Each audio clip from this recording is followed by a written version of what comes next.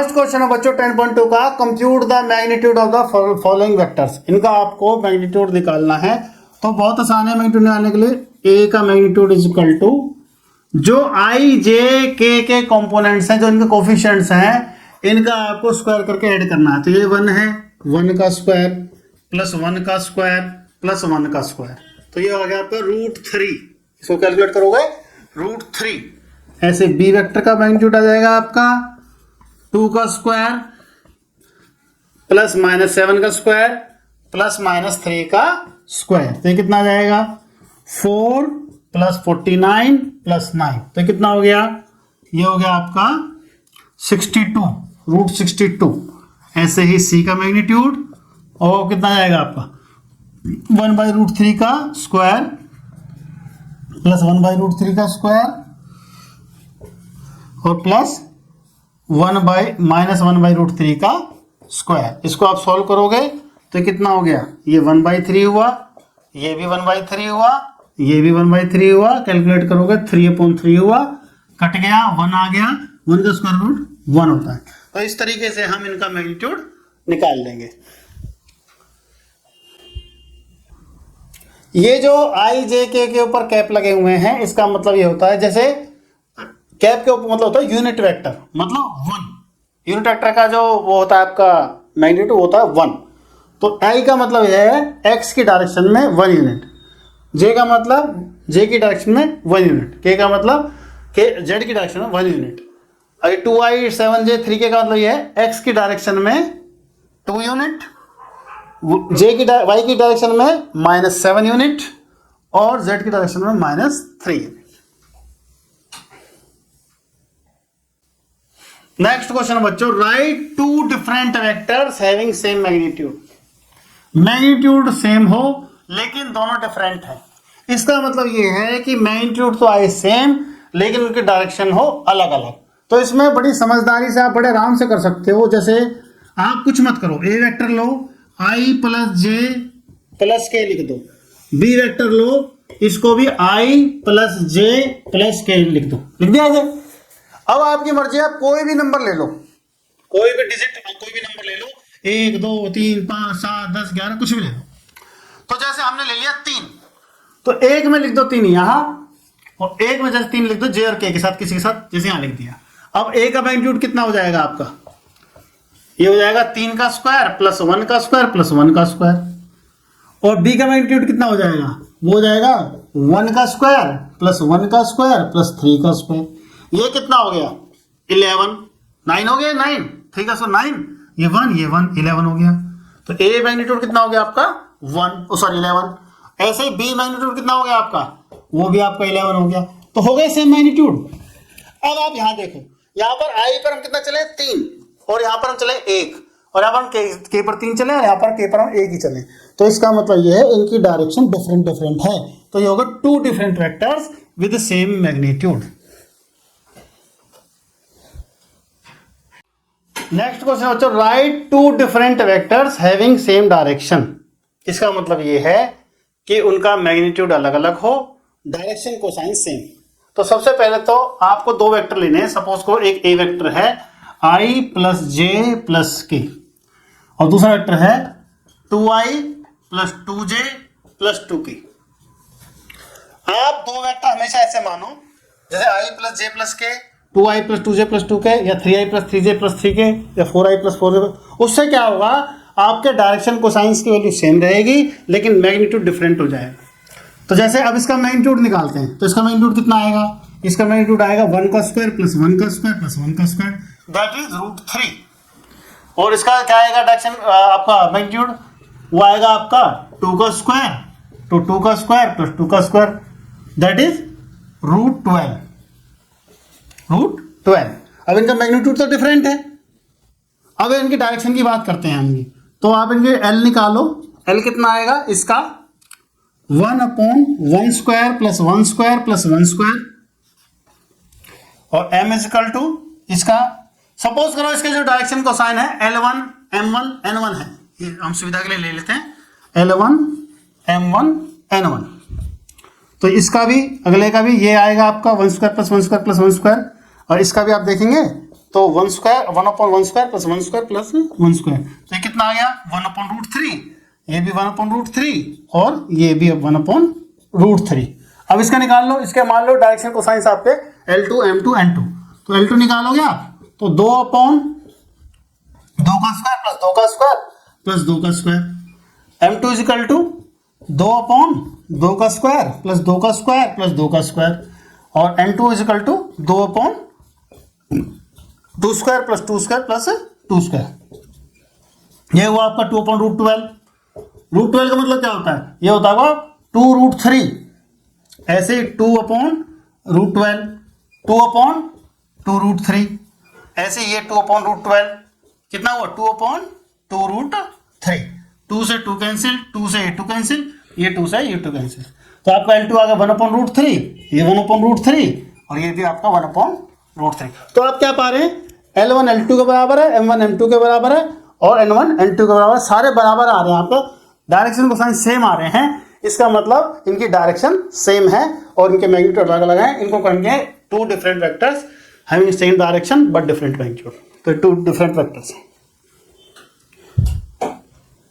चौथा क्वेश्चन है बच्चों, find the value of x and y so that vectors 2y + 3j and xi + yj are equal. Equal vector वो होते हैं जिनका मैग्नीट्यूड और जिनकी डायरेक्शन दोनों इक्वल होती हैं। तो इसमें आपके जो i j के कंपोनेंट्स हैं वो पहले वाले के और दूसरे के दोनों के बराबर होने चाहिए, यानी कि क्या होगा कि ये x, हम जो i का कंपोनेंट कौन सा x है, यहाँ पर कितना 2, तो इसका मतलब x = 2 और y = 3। इक्वल वेक्टर्स आर, यहां लिख देता हूं मैं, equal vectors are those whose components along the axis, along the all axes are equal, यानी कि it means magnitude and direction both are equal. तो इस तरीके से आपको फोर्थ क्वेश्चन हो गया बच्चों, बहुत आसान क्वेश्चन था, नोट कर लो।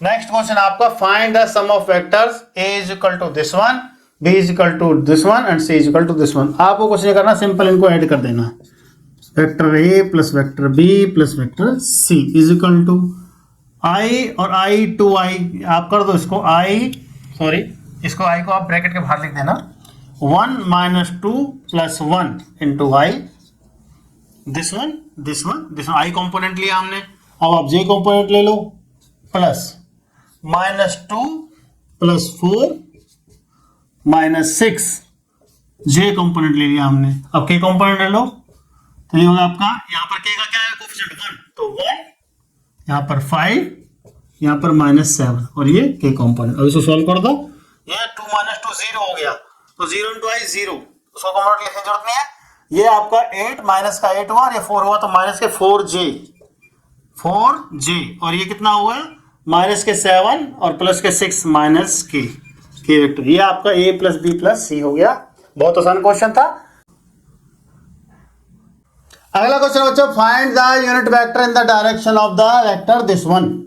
यूनिट वेक्टर क्या होता है, यूनिट वेक्टर का मैग्नीट्यूड कितना होता है 1। वो कैसे आता है, आप किसी भी वेक्टर को उसके मैग्नीट्यूड से डिवाइड कर दो, आपका यूनिट वेक्टर आपको मिल जाएगा। तो आपको इसका यूनिट वेक्टर बताना है, यूनिट वेक्टर यानी कि आपको बताना है a कैप बताना है। तो a कैप का फॉर्मूला क्या है, a वेक्टर अपॉन a का मैग्नीट्यूड, दिस वन, ये यूनिट वेक्टर का फॉर्मूला है। तो a वेक्टर कितना है आपका i + j + 2k, ये आपका वेक्टर है। इसका मैग्नीट्यूड क्या होगा, i का क्वेश्चन क्या था 1 का स्क्वायर प्लस 1 का स्क्वायर प्लस 2 का स्क्वायर, ये आपका हो गया यूनिट वेक्टर, यानी कि ये हो गया आपका i + j + 2k अपॉन कितना हुआ ये 1 1 और 4 √6। इसको आप अलग अलग करके लिख दीजिए, a vector = i/√6 plus j upon root 6 plus 2 upon root 6 into k unit vector. ये आपका यूनिट वेक्टर हो गया ए के डायरेक्शन में। नेक्स्ट क्वेश्चन 8वां, find the unit vector in the direction of vector P Q where P and Q are the point this one and this one. तो आप लिख लीजिए इनको, पी कितना है आपका 1 2 3 और क्यू कितना है आपका 4 5 6। अब पी क्यू वेक्टर आप लिखिए, वो कितना होगा, वो होगा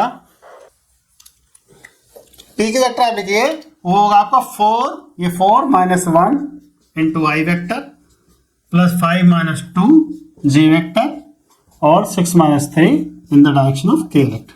तो ये कितना हो गया 3i plus 3j plus 3k।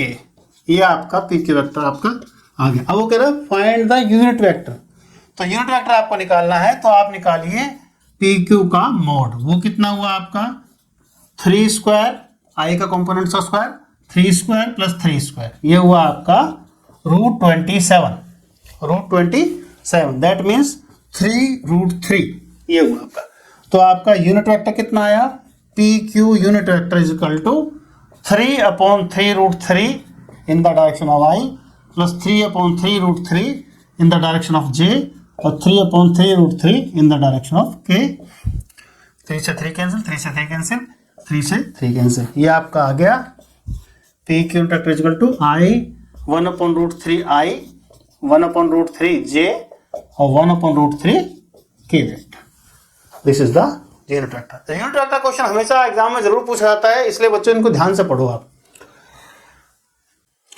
Find for given vectors, ए आपको दिया हुआ 2i माइनस जे प्लस 2k और बी आपको दिया हुआ -i plus J plus k। आपको एक यूनिट वेक्टर की डायरेक्शन बताना है ए प्लस बी की डायरेक्शन में। तो ए आपका कितना है बच्चों, ए आपका है 2i माइनस जे प्लस 2k, ये आपका ए है। बी आपका कितना है -i vector plus J vector plus K vector, ये आपका बी वेक्टर। तो ए प्लस बी निकालिए पहले आप, ए प्लस बी, तो आपका आएगा 2 - 1 ये आई वेक्टर, फिर आपका आएगा -1 प्लस 1 ये जे वेक्टर और ये आपका 2 + 1 ये आपका आएगा के वेक्टर।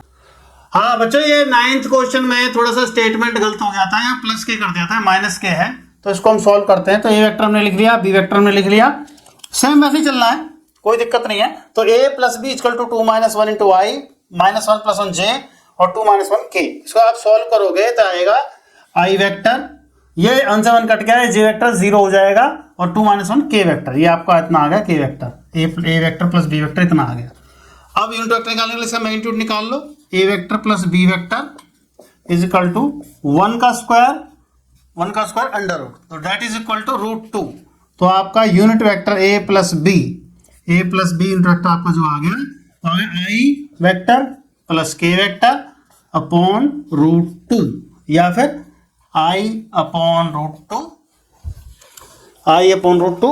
थोड़ा सा लिखने में हो सकता है आपको 11 नजर आए, लेकिन यह हो गया आपका 1/√2 इंटू आई वेक्टर और 1/√2 इंटू के वेक्टर। ये अच्छा आपका 9th क्वेश्चन हो गया, नोट कर लो आप इसको।